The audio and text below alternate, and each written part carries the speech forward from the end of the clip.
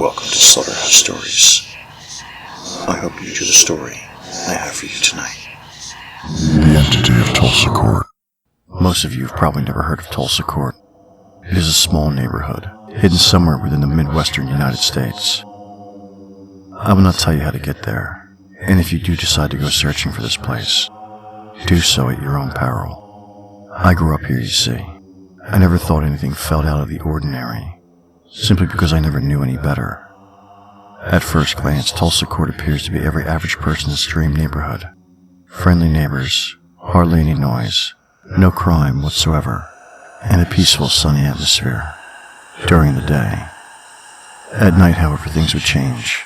Every person who lived there knew to lock their doors and windows, keep them covered, and always be asleep by midnight. As a child, I never really questioned this. As I grew older, my parents simply informed me that this is the way of things, and simply must be done. There was no question that I was different from the other people living in my neighborhood. By my early teenage years, I had developed insomnia, which caused me to, of course, stay up long past 12 a.m. While tossing and turning in my bed, I would find that the temperature in my room would drop immensely once the clock went past midnight. I would become fearful and cover my head with the blankets. I would hear tapping on my windows and hear strange voices outside. When I told my parents about this, they became extremely agitated, more so than I'd ever seen them before. They would scold me for not following the way of things, and I noticed my father even seemed afraid.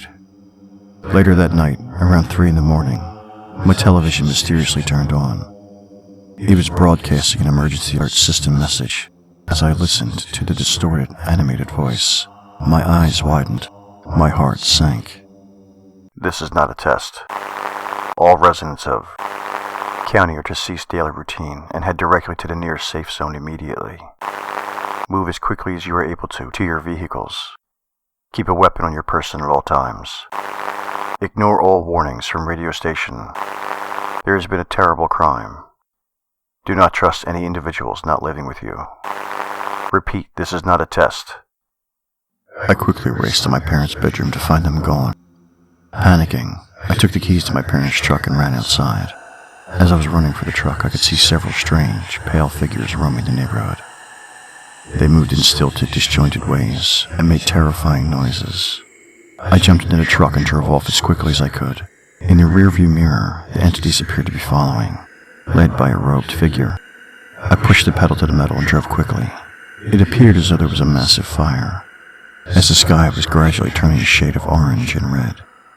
Soon I reached the county police station.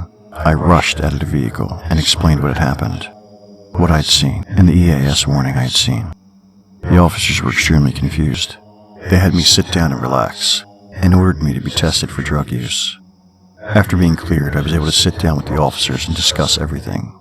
I mentioned the strange events which took place nightly, and the strange rules of Tulsa Court. The officers' expressions became noticeably puzzled. Tulsa Court? Son, you must be talking about a different county. There is no Tulsa Court in this jurisdiction. Hell, there is no Tulsa Court in this state, period. Are you sure you're all right? I was confused and afraid. I had the officers look up my parents in the system, and they did not show up. It was like they never existed. I had the police return me down the road where I came from, to show them Tulsa Court. The road led through to a field, and from there it led to a dead end.